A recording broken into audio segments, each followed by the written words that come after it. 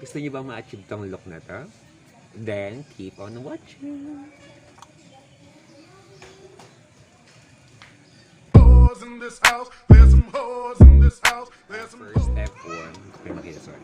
First step 1, kuha itong red na face paint na to. Then, igagawin ko is gagano ko siya dito. Wait. So, ilalagay ko natin dito.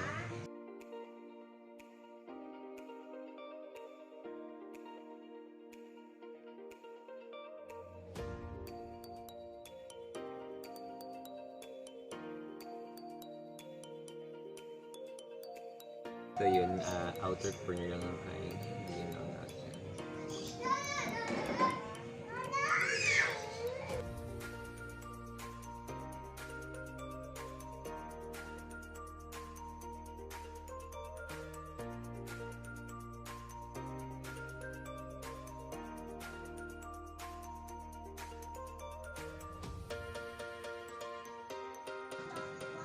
Ngayon guys, huwag kayong mag-alala kung lumagpas man or anything yung face paint or makeup.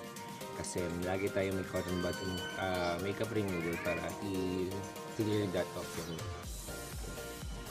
gato ngayon guys, yung sabi ko is kapag ganyan, kapag nakita mo may parang lumagpas, madali lang yan sa kapag yun ang cotton buds, madali lang yan.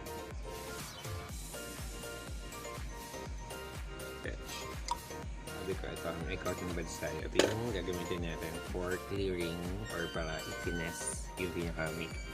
So, lagay lang natin siya dito. Or kahit wala kayo na ito, pwede kayong gumamit na kahit anong makeup remover. Lagay nyo lang sa cotton buds. Or kahit water lang. Actually, pwede naman yun, water lang. So, ayun na. Finesse.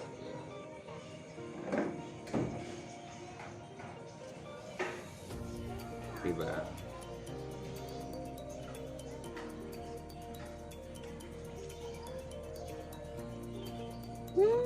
Pretty! Now that we're done na sa paint natin, ito na yung brush na kailangan natin. Ngayon, ang brush natin is para i-dump lang yung red na eyeshadow para kumbaga mag-stay yung face. Kasi kapag ginaganyan nyo, kita mo, naiipon siya dito sa eyelids nyo. So, ang best way niya para mag-stay siya at for a long period of time, kukuha ka ng same color ng nilagay mo dito. So, we're gonna choose the red one. Ito yung red one sa pan ko. Ngayon, ang technique dito is, kung gusto nyo makuha, mas maraming makuha ng eyeshadow, babasain nyo to. Pero since ako, no need naman kasi since nakaganda na tayo, dap lang. Ayan. Dap lang. Gamit na to. Then, yun, para mawala yung excess na powder. Ayan, so, dap mo lang ka dyan sa isang portion nito. Para mag-matte, hindi lang, although good naman yung shiny, pero ito nakakatulong kasi nakakamatify siya. So, ito ko lang. Ayan. Now, ang purpose nito is para ma-stay longer yung ating eye makeup.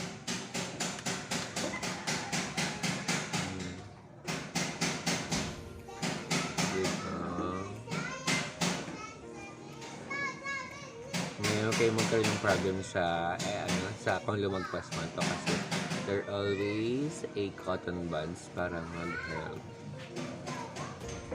Tsaka kapag nasa process na kayo nito, kung ano yung gusto nyong gawin, bahala kayo. Kung ano yung mag-stay dito. Kung ano yung parang nakita nyo magpapa-exage pa dito, magpapa-ganda pa dito, gawin nyo. Ako kasi, nag-stay lang tayo muna dito kasi simple lang naman to. Kumaga, yung ito yung idea for parang beginners lang to. Kumaga, ito yung pang-una. Kumbaga,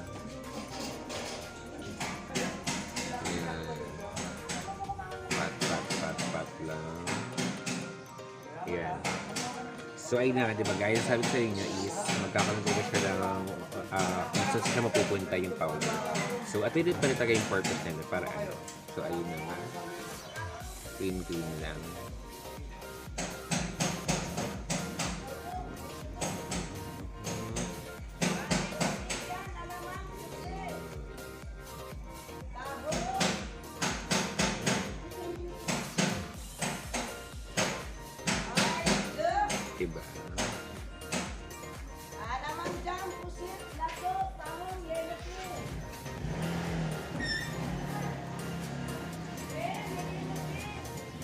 See that? Diba?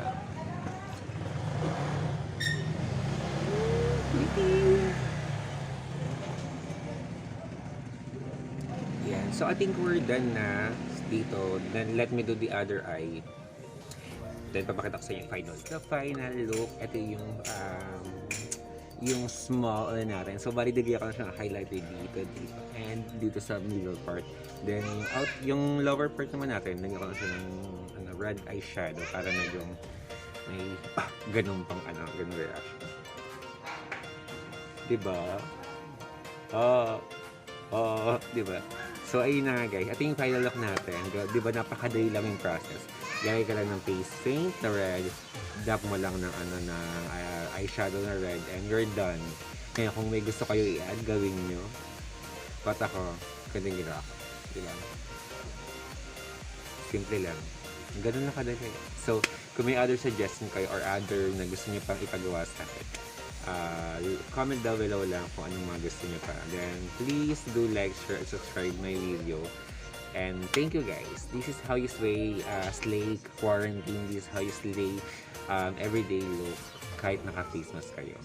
Hindi nyo na kailangan mag-foundation, hindi nyo na kailangan mag-concealer. Ito lang. Ganito lang. Diba? Lalabas ko na kaganto. Pabili po. Kamatis. So, ayun na nga. Maraming salamat. Thank you. Share nyo rin to